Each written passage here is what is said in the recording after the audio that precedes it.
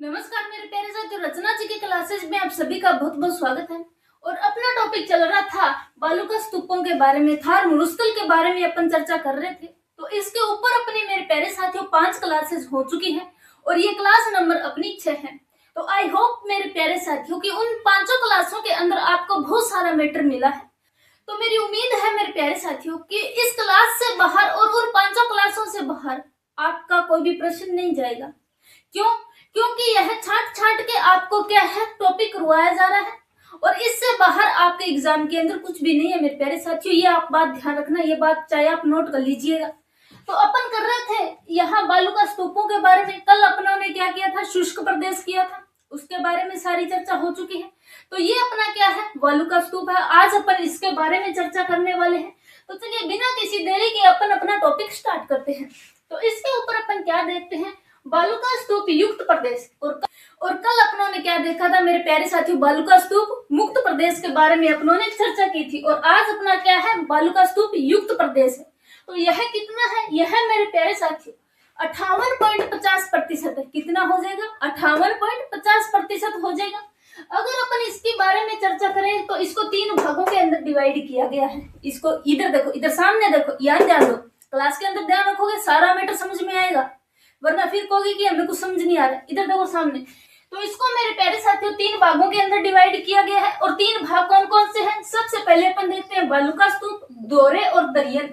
इनके बारे में अपन आज चर्चा करने वाले हैं। आप सभी को पता होगा कि राजस्थान के अंदर, जैसलमेर के अंदर देख लो, बीकानेर के अंदर देख लो, चाहे वहां पे किस प्रकार के दोरे दरियन है। और मेरे प्यारे साथियों थाने सारा पता तो है, ये राजस्थान के अंदर दोरा दरियन क्या हुआ है। दोरा दरियन क्या हुआ है वो तो थाने पता ही होगा कि अपना राजस्थान के अंदर जो इकट्ठी हुई मिट्टी, जो टिबड़िया हुआ मोटा मोटा, वो तो थाने सारा पता ही है। जो राजस्थान के अंदर निवास करे, राजस्थानी भाषा के अंदर थाने पता ही है कि बने के अपने बागड़ी भाषा में टिब्बा के है, जो के है बड़ा बड़ा मिट्टी का के है, टिल्ला है। तो अठापा के देखा मेरे प्यारे साथियों बालूका स्तूप यानी कि दोरे दरियन, इन आगे बारे में चर्चा करने वाला हूं आज आपा। तो यहाँ देखा बालूका स्तूप क्या होते हैं मेरे प्यारे साथियों। बालूका स्तूप जो है यह क्या है, ये रेत के टिल्ले हैं। किस प्रकार के टिल्ले हैं, ये रेत के टिल्ले हैं। फिर यहाँ देखते हैं दोरे। दोरे भी क्या है मेरे प्यारे साथियों, यह लहरदार रेत के टिल्ले होते हैं। किस प्रकार के टिल्ले होते हैं, यह लहरदार बालूका स्तूप होता है। सारा समझ आ रहा है मेरी बात की मैं क्या आ रहा। तो फिर आप देखा 3 नंबर पर क्या आवा, दरियन। 3 नंबर पर क्या आवा है, दरियन आवा। दरियन को क्या कहते हैं मेरे प्यारे साथियों, इसको क्या कहते हैं, मोबाइल के नाम से भी जानते हैं। क्यों जानते हैं ये भी आपको आगे बताएंगे। इसको मेरे प्यारे साथियों गतिशील बालूका स्तूप कहते हैं। इसको क्या कहते हैं, गतिशील बालूका स्तूप कहते हैं। और इसको मोबाइल की तरह क्यों कहा जाता है, क्योंकि इसकी गति बहुत फास्ट है, बहुत तेज है। ये खातिर इनके क्यों मोबाइल की तरह का, क्यों? क्योंकि थाने पता है आज का टाइम में मोबाइल भी बहुत फास्ट हो रहे, बहुत तेज हो रहे। बीत रहे वो है कि मिट्टी को कटाव बहुत जल्दी हो अंदर, ये खातिर इनके क्या हो जावे, मोबाइल के नाम जम जावे।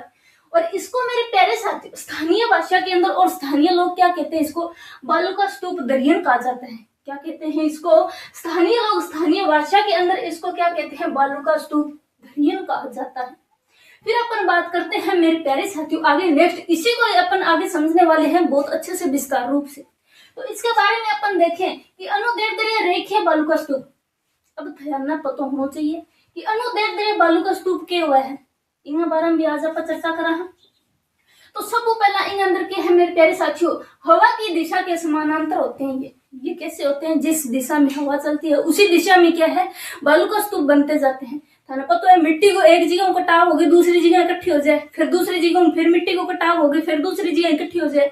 ये मिट्टी को कटाव हो तो जावा तो क्या बन जाए मेरे प्यारे साथियों, यह बालूका स्तूप बन जाता है। तो अपन कर रहे थे यह किस प्रकार से है, तो यह हवा की दिशा के समानांतर बनने वाले स्तूप होते हैं। और इनकी दिशा किस प्रकार से होती है मेरे प्यारे साथियों, इनकी दिशा जो है दक्षिण से पश्चिम और मेरे प्यारे साथियों उत्तर से पूर्व होती है। इन स्तूपों की दिशा की अगर अपन पवनों की बात करें तो किस प्रकार से होती है, तो वह दक्षिण से पश्चिम और उत्तर से पूर्व की ओर होती है। फिर अपन बात करते हैं मेरे प्यारे साथियों इनकी ऊंचाई के बारे में, इनकी ऊंचाई कितनी होती है। तो यह मेरे प्यारे साथियों 10 से 60 मीटर होती है। इनकी ऊंचाई कितनी होती है, 10 से 60 मीटर होती है। फिर अपन बात करें मेरे प्यारे साथियों, यह लंबवत समानांतर कितने क्षेत्र में होता है, तो यह मेरे प्यारे साथियों लंबवत जो है समांतर क्षेत्र में पाया जाता है।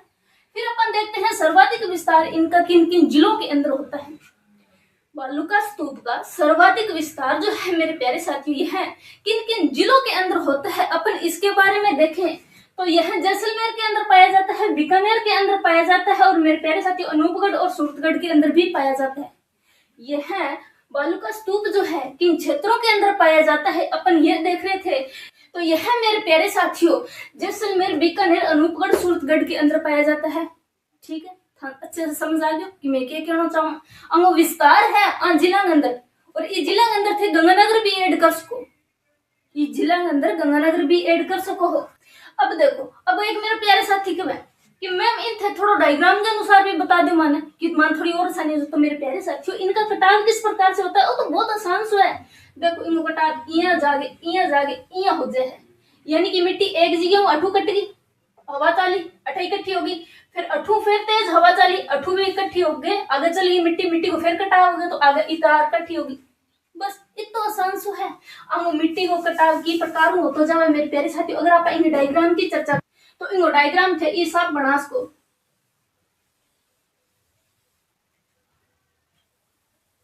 देखो अठू हवा चाले, हवा चालने के बाद मिट्टी को कह के कटाव हो तो जावे एक जगह अठू उठने के बाद मिट्टी सारी इकट्ठी हो जाए, फिर मिट्टी को फिर हवा तेज चली तो अठू मिट्टी को फिर कटाव होगा तो इतार इकट्ठी होगी। ये सब जो है बालूका स्तूप बनते जाते हैं। फिर अपन बात करते हैं मेरे प्यारे साथियों यहाँ अनुप्रस्थ बालूका स्तूप की। किसकी बात करते हैं? अनुप्रस्थ बालूका स्तूप के बारे में अपन चर्चा कर रहे हैं। तो इसके अंदर अपन देखें मेरे प्यारे साथियों, इसके अंदर भी क्या है, वायु की दिशा के समकोण होते हैं। ये किस प्रकार से होते हैं मेरे प्यारे साथियों? यह वायु की दिशा के समकोण बनने वाले क्या होते हैं? बालूका स्तूप होते हैं। और वायु की दिशा किस प्रकार से अपन इसके बारे में भी देखेंगे।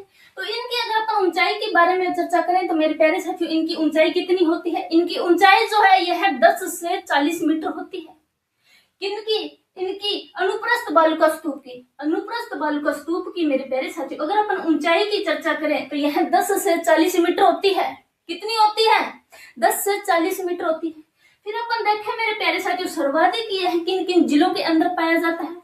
तो ये मेरे प्यारे साथियों सर्वाधिक अगर इनके जिला की बात करा तो कित पाया जावे? जोधपुर के अंदर, बाड़मेर के अंदर, मेरे प्यारे साथियों बालोतरा, बीकानेर के अंदर पाया जावा है। अनुप्रस्थ बालूका स्तूप जो है अगर इनके जिलों के विस्तार की बात करें कि यह किन किन जिलों के अंदर विस्तृत है तो यह मेरे प्यारे साथियों जोधपुर, बाड़मेर, बालोतरा, बीकानेर के अंदर पाया जाता है। फिर अपन बात करते हैं मेरे प्यारे साथियों दो स्तूपों के मध्य अगर इनकी दूरी देखें, दो स्तूपों के मध्य अगर इनकी दूरी की बात करें तो कितनी हो जाएगी? वह 500 से लेके 1000 मीटर हो जाएगी। इनकी दूरी कितनी हो जाएगी? 500 से लेके 1000 मीटर हो जाएगी। ये तो थी इनकी दूरी। अब अगर अपन इसके डायग्राम की चर्चा करें कि यह किस प्रकार से बनते हैं तो ये मेरे प्यारे साथियों यहाँ मान लो एक क्या है, चट्टान आ गई या फिर इसके पास यहाँ कौन सी आ गई, किसी प्रकार का कोई स्पॉट है। तो यहाँ से हवा चली, यहाँ से हवा चलने के बाद यहाँ से मिट्टी सारी उड़ती उड़ती यहाँ आकर के सारी क्या हो जाती है? इकट्ठी हो जाती है। मिट्टी यहाँ आके सारी की सारी क्या होगी मेरे प्यारे साथियों? इकट्ठी होगी। इकट्ठी होने के बाद जो है यहाँ से मिट्टी का कटाव अब आगे नहीं होगा। क्यों नहीं होगा?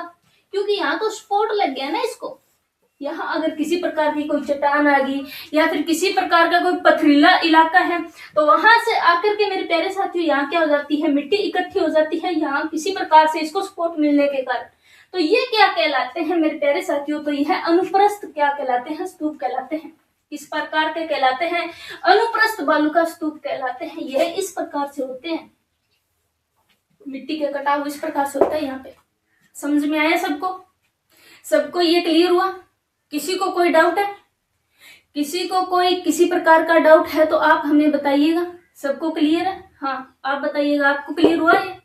Okay very good. तो ये था मेरे प्यारे साथियों अपन ने इसको बालूका स्तूप के बारे में चर्चा की। तो अब अपन इसको थोड़ा आगे और चर्चा कर लेते हैं।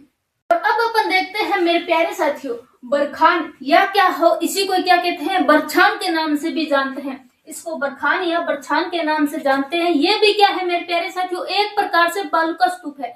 ये भी क्या हो जाएगा? बालूका स्तूप हो जाएगा। इसके बारे में अगर अपन चर्चा करें तो ये किस प्रकार का है मेरे प्यारे साथियों? यह अर्धचंद्राकार का है।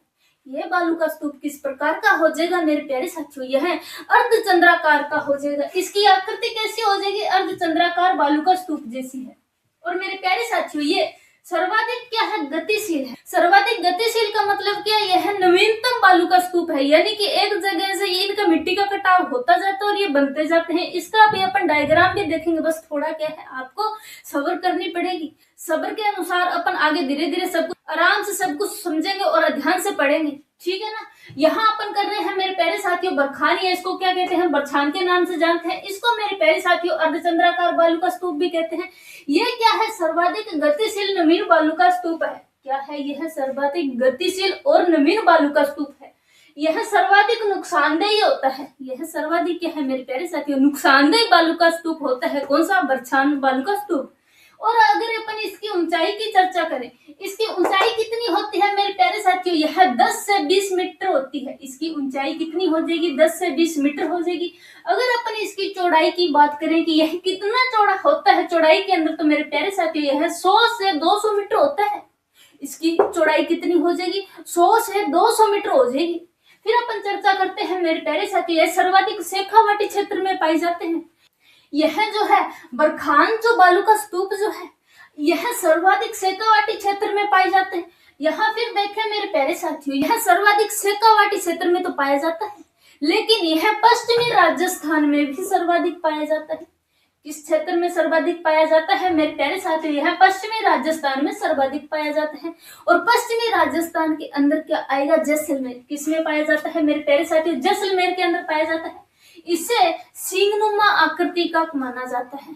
इसको सींगनुमा आकृति का भी माना जाता है इस बालू का स्तूप को। यह सीकर का क्या है मेरे प्यारे साथियों, मंथा नदी क्षेत्र, चूरू और बोलेरी, क्या आ जाएगा, बोलेरी क्षेत्र प्रसिद्ध है। इससे किससे, यह बरखान बालू का स्तूप से। किससे हो जाएगा, बरखान बालू का स्तूप से हो जाएगा। यह मेरे प्यारे साथियों क्या है, इसकी यह विशेषता है। इसकी विशेषता क्या हो जाएगी, सीकर का मंथा नदी और मेरे प्यारे साथियों चूरू का बोलेरी क्षेत्र, वहां ये जो है प्रसिद्ध है। अगर अपन इसकी आकृति के बारे में चर्चा करें तो मेरे प्यारे साथियों यह बालू का स्तूप किस प्रकार से होता है, आपको यहाँ सबको दिखाई दे रहा है ना अच्छे से, यह इस प्रकार से होता है। और इसको सींगनुमा आकृति का भी माना जाता है, इसको अर्धचंद्राकार भी माना जाता है। और मेरे प्यारे साथियों यहाँ सारी क्या है, ये मिट्टी मिट्टी है, क्योंकि तेज हवा चलती है। तेज हवा चलने के बाद मेरे प्यारे साथियों यहाँ से मिट्टी का इसका कटाव होता जाता है। इस प्रकार से मिट्टी का कटाव होता जाता है और आगे और नया इस जो है बालू का स्तूप बनता जाता है। इस प्रकार से होता है और इसकी आकृति इस प्रकार से होती है, अर्धचंद्राकार भी दिखाई दे रही है और आपको ये सींगनुमा भी दिखाई दे रही है। ये अपना कौन सा हो जाएगा, ये मेरे प्यारे साथियों अपना बरखान या बरछान बालू का स्तूप हो जाएगा। सबको क्लियर हुआ, ये वाला सबको क्लियर हुआ या नहीं, सबको क्लियर हो गया ना, हाँ जी। अब अपन देखते हैं आगे, नेक्स्ट अपना कौन सा आ जाएगा मेरे प्यारे साथियों, पैराबोलिक बालू का स्तूप। पैराबोलिक बालू का स्तूप जो है यह मेरे प्यारे साथियों पिन की आकृति का होता है। किस प्रकार की आकृति का होता है, पिन की आकृति का होता है।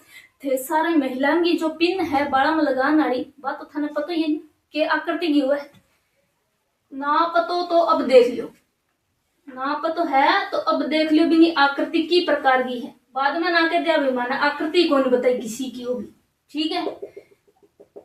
अपनी महिला की पिन की आकृति का समान ओके हो गया, बालू का स्तूप हो गया, सारी की आ गई, मिट्टी आ गई, इस प्रकार से होगा। इसका डायग्राम मेरे प्यारे साथियों ये क्या है कि आप अपने दिमाग में ना इनकी छवि बनाइएगा ताकि आपको और आसान तरीके से ये समझ आ जाए, ठीक है ना। जैसे जैसे हम आपको डायग्राम बनाकर भी बता रहे हैं, इसको विस्तार रूप से आपको और विस्तार से भी बता रहे हैं, तो आप क्या है कि इनकी जैसे जैसे अपने माइंड में इनकी छवि बनाओगे ना तो आपको वैसे वैसे ये और अच्छे से समझ आएगा, ठीक है ना।